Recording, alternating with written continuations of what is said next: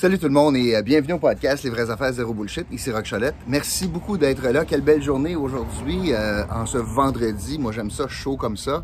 Un petit peu humide peut-être, mais je sens la brise. Alors je te souhaite et je vous souhaite un super week-end.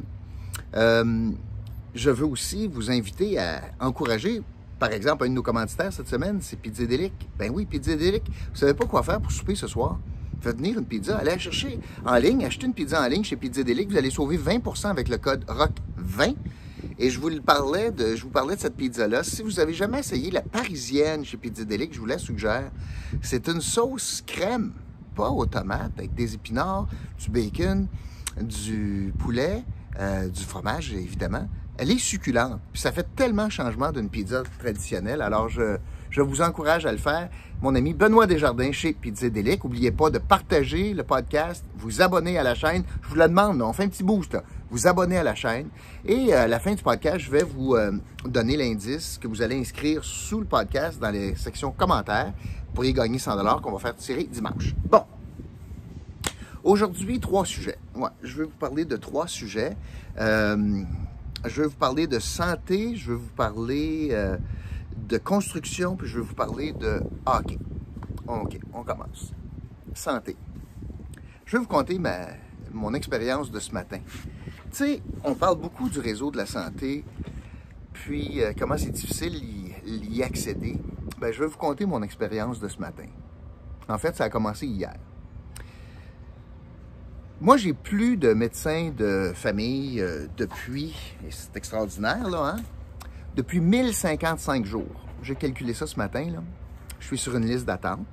Moi, mon médecin que j'aimais beaucoup a pris sa retraite. Puis, c'est ça, je fais confiance au système. Hey, je suis assez nono, hein? Alors, mon nom est quelque part sur la liste d'attente. Puis, je ne dois pas être assez malade pour avoir un médecin. Mais je me réjouis, on est 5000 en Outaouais qu'il n'y a pas de médecin de famille. Là, j'ai un petit enjeu mécanique avec mon cou et on m'a suggéré de consulter un médecin. Alors, je suis allé au privé. J'ai payé pour aller au privé. Un extraordinaire service en passant chez Marlene Tassé. La clinique Marlene Tassé offre des services de médecin. On paye, mais c'est très rapide. Puis honnêtement, là, j'ai eu tout un service. Alors, félicitations à cette clinique privée. Et le résultat de tout ça, c'est que moi, je suis suivi par un médecin spécialiste à Montréal, au CHUM. Et mon médecin m'a dit, ben Roch, il faudrait que tu le vois. OK. Alors, j'ai pris mon courage à 2 mains et j'ai pas attendu l'appel du médecin.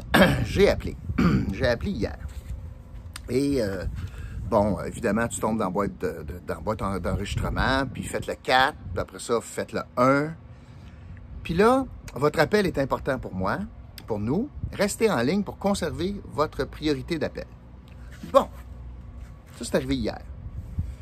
Ça a duré à peu près 1h45, ça, avant que j'entende un message qui me dise « Ben finalement, tous nos agents sont occupés, rappelez. » Puis la ligne raccroche. 1h45. Bah, OK, c'est correct. Ce matin, ça ouvrait à 8h. Alors, j'ai appelé à 8h.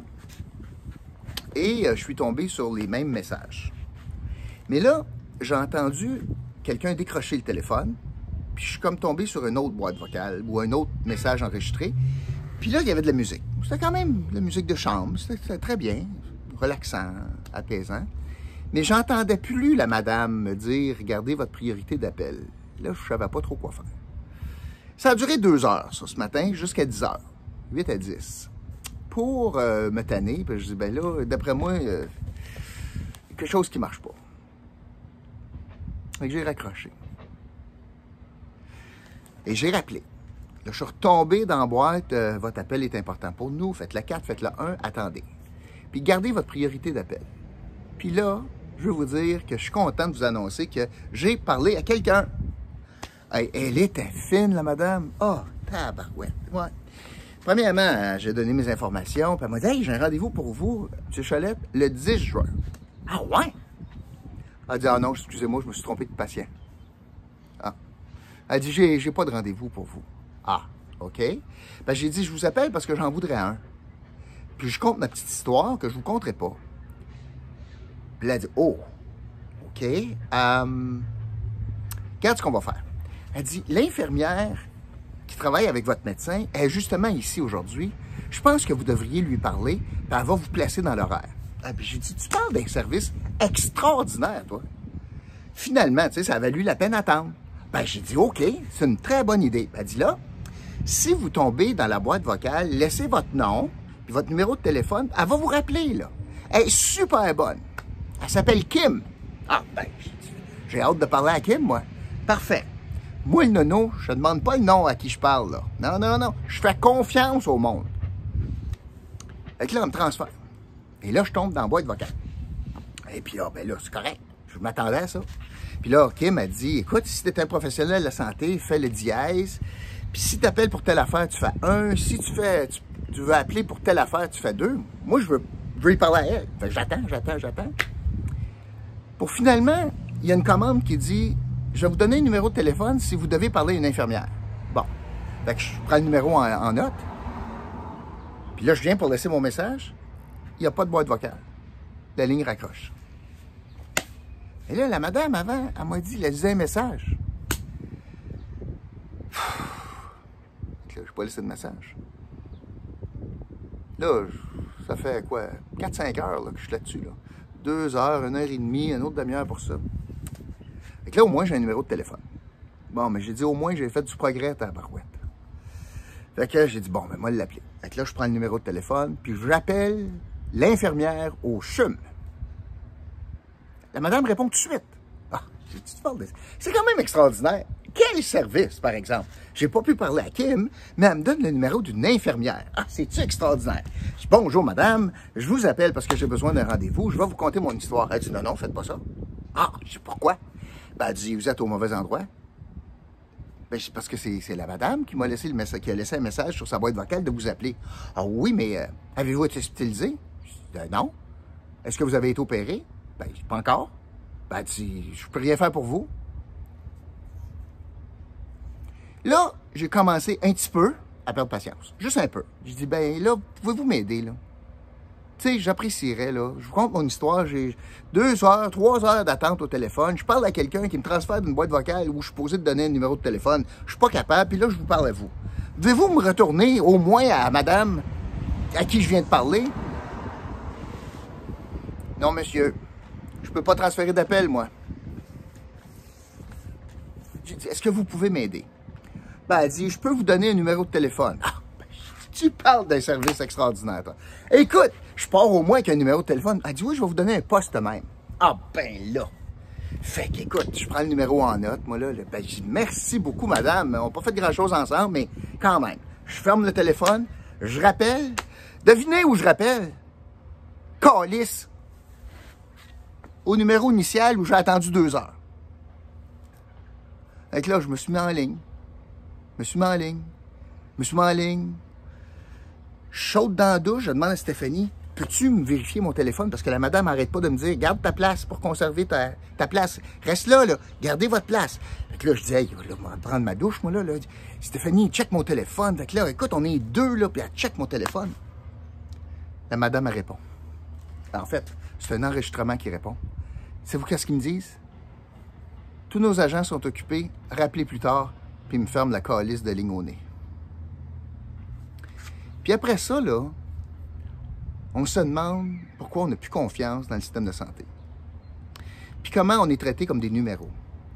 Puis comment l'expérience client puis le service à la clientèle, c'est la dernière priorité. C'est pas important, là. Tu rappelleras. Puis je suis pas capable de te transférer. Puis moi, t'as envoyé effectivement d'une boîte vocale qui n'existe pas. Puis on s'en calisse de toi comme patient. Pourtant, quand j'ai sorti de l'argent de ma poche puis je suis allé au privé, ça a été rondement. Ça se peut pas que ce soit le manque d'argent dans le réseau, là. Ça, là, c'est des processus. C'est des processus d'affaires. C'est le sentiment de servir un client. C'est je m'en fais pour mon client. I care for. C'est ça qu'il n'y a pas dans le système. Tout le monde à qui j'ai parlé, là, j'en ai parlé à 2-3, là, 2, là, ils s'en colissent. Retourne en ligne, rien que ça à faire, attendre 2 heures en ligne. C'est ça le drame du réseau. Parce que le personnel soignant, pour la plupart, parce que je ne veux pas généraliser, parce que c'est pas vrai qu'ils sont tous bons, puis c'est pas vrai qu'ils sont tous mauvais non plus. C'est un bon service, en général. Mais c'est pour accéder. Là, c'est pas par caprice. On me dit, là, c'est important, il faut que tu fasses telle affaire. Je dis, OK, je vais le faire. Mais regardez ce que ça donne. Fait que je suis bien découragé de vous dire ça, parce que j'aurais aimé ça vous dire que ben, c'est pas si pire que ça, notre réseau. Fait que je suis obligé de constater, moi, que parce qu'on a décidé de niveler par le bas un système étatique, c'est tout le monde a du mauvais service pour rentrer dans le réseau. Puis je vous parle de Montréal, là, je parle du CHUM, là, qui est quand même un hôpital respectable. Fait que je suis pas plus avancé. Puis oui, en passant, comment on se parlera pas, là. Pour avoir un rendez-vous avec ce médecin-là, là, ça me prend un MRI, une imagerie. Fait que, quelles sont les chances? Je suis supposé d'avoir ça maximum en juillet, puis là, mon médecin veut que j'aille ça avant. Ça fait 1 an que je sais ça, là, que je devrais être en juillet. Pensez-vous que j'ai un rendez-vous d'imagerie? Combien gaspiller d'argent? Je vais aller voir le médecin, là, peut-être, là. J'ai pas d'imagerie. Il va dire, qu'est-ce que tu veux que je fasse? Mets-toi en ligne, puis va subir une imagerie, puis quand tu vas avoir ton tour, 1 an et demi plus tard, tu reviendras. Mais ça coûte au réseau de la santé, ça. Tous les effets de ça. Il manque un processus d'affaires. Puis c'est pas vrai que ça manque juste d'argent. Il y a quelque chose qui marche pas, là. Le suivi client marche pas. Ça n'a pas de bon sens. Je vais vous parler d'une autre affaire. Là, on annonce, écoutez bien ça, là, une menace de grève dans le domaine de la construction. T'es-tu assis, toi, là? Une menace de grève dans le domaine de la construction. Je vous rappelle que ça, c'est des gens qui sont gérés par une convention avec la CCQ, qui sont assez bien, merci. Là, la menace de grève, c'est parce qu'ils ne veulent pas utiliser une nouvelle technologie pour puncher. De peur de se faire suivre électroniquement par la géolocalisation, alors que les patrons, puis premièrement, alors que techniquement, c'est possible d'arrêter ça. Deuxièmement, il y a un engagement de ne pas le faire. Troisièmement, ça serait probablement illégal. Alors, je ne peux pas croire, moi, qu'on n'est pas capable de se parler au Québec, puis qu'il faut avoir des menaces de grève en pleine pandémie, alors que c'est pourtant une industrie qui, oui, a été impactée dans le sens qu'il y a eu certains retards, mais quand même privilégiés. Les chantiers ont beaucoup recommencé par rapport à d'autres industries. Fait que ça veut dire que les travailleurs de la construction ont été beaucoup moins durement touchés que bien d'autres secteurs. Puis ça veut dire qu'une menace de grève, ça va venir s'ajouter au retard qui existe déjà dans la livraison de maisons, s'ajouter au coût, à l'augmentation du coût de construction des matériaux, du coût des matériaux de construction. Ça va venir amplifier la crise du logement, parce que là, on ne pourra pas livrer des maisons prévues pour juillet, par exemple, puis le mois d'août, puis là, les déménagements étaient prévus, puis là, ils partiront plus. Fait qu'il y a un effet cascade. Tout ça, là, dans un contexte post-pandémique, puis on a besoin de la relance de l'économie via le domaine de la construction, pour toutes sortes de raisons que je viens d'énumérer. Je ne peux pas croire qu'en 2021, on utilise encore des techniques vieillottes de lockout ou grève pour faire plier l'autre partie. Je ne peux pas croire, surtout sur un enjeu aussi simple à régler. Pas important à régler, mais simple à régler. Je ne peux pas croire qu'on s'en va en grève mardi, après le long week-end. J'espère que j'ai une peur pour rien, puis que la raison va primer. Mais je ne peux pas croire que les employés de la construction qui vont encore bénéficier du 2 semaines de la construction, même si on a des retards dans des chantiers, parce qu'on a la seule place qui a ça, là, parce qu'ils sont protégés à l'os par la CCQ. Je ne peux pas croire qu'on va avoir ça. Je ne peux pas croire. Dernière chose, je veux vous parler de la game de hockey d'hier soir, l'incident Tavares. Épouvantable, hein? Ils sont pas à l'abri de ça, puis ça va tellement vite, puis les gars sont tellement forts, puis l'équipement, notamment le coup de genou qu'il a donné avec sa pad, là. Puis je vais vous dire quelque chose, pour bloquer, pour qu'une pad résiste à un lancer de 100 000 à l'heure de Chara, il faut que ta coquille soit solide, là. Hein? Le kneecap soit solide. Ça veut dire que c'est bien dur. Hein? C'est bien dur. Comme les coudes sont bien durs. Puis, les nouveaux équipements sont performants. Mais s'ils sont performants pour bloquer un shot, imaginez l'impact. Le gars patinait, je sais pas moi, à 20 000 à l'heure. Il venait de partir 30 000 à l'heure, 20 000 à l'heure, quand même. Un coup de genou avec une patte dans le front, là. Vous avez vu le dommage que ça a fait. Geste de Perry, complètement involontaire. C'est dangereux, tu sais. C'est dangereux, le hockey. Moi, c'est la suite que je veux vous parler. C'est involontaire, mais c'est le capitaine des Leafs. Quand vous écoutez Foligno après, Foligno s'est pogné avec Perry au prochain face-off. C'est important dans l'histoire. Le prochain face-off, tout de suite après l'incident, la civière sort, on reprend le jeu. Puis Perry est encore sur la glace. Puis Foligno embarque. Et là, ils se parlent, puis tu vois bien qu'ils vont se pogner. Et les gars se pognent. Bon, il y a une danse, puis bon, c'est fini. Et Foligno dit, regarde, c'était mon capitaine qui était à terre. Puis c'est ça que j'ai fait. Puis c'était pour tourner la page, puis ça vient de s'éteindre. Ça, c'est le code non écrit au hockey. Quand quelque chose comme ça arrive, là, on ne peut pas blâmer la Ligue nationale de ne pas sévir. C'est un accident, le coup de genou. C'est pas volontaire. Si ça avait été volontaire, c'est autre chose. Foligno, donc, explique son geste. Puis dans le domaine du hockey, là, et je pense pas là, aux bien-pensants, là, puis aux vierges offensés là, qui regardent une game par année, là, mais ceux qui suivent le hockey comprennent ce qui est arrivé. Mais moi, j'aimerais ça vous faire réfléchir à quelque chose. Est-ce que cet incident-là, là, de la bataille après, là, qui est dénoncé par plusieurs, est-ce que c'était évitable? Mais on va vous dire quelque chose. Il y avait une possibilité de l'éviter. La décision de Dominique Ducharme de laisser Perry sur la glace, c'est que le coach a décidé d'honorer le code. Le coach a décidé, probablement à la demande de Perry, c'est correct, là, on va mettre ça derrière nous, là, vas-y, là, pogne-toi avec, là, puis après ça, on va passer à un autre chapitre. Si Dominique Ducharme avait voulu, il l'aurait sacré sur le banc pour le prochain shift, puis peut-être ça aurait pris une coupe de chiffres avant qu'il puisse matcher Foligno avec Perry. Peut-être que les esprits se seraient calmés. Peut-être. Peut-être que le résultat de la partie à ce moment-là aurait été différent. Peut-être que Foligno aurait dit « Je ne veux pas pogner un instigateur », puis le coach a dit « Garde, modère tes transports ». Peut-être que ça aurait passé. Peut-être pas aussi. Mais une chose est certaine. La décision de Dominique Ducharme de mettre Perry sur la glace sur la mise en jeu subséquente de l'événement dit tout haut, dit fort, que le Canadien était prêt à répondre de son geste, puis qu'on était pour honorer le code. Alors, avant de blâmer Foligno, est-ce qu'on peut regarder tous les acteurs?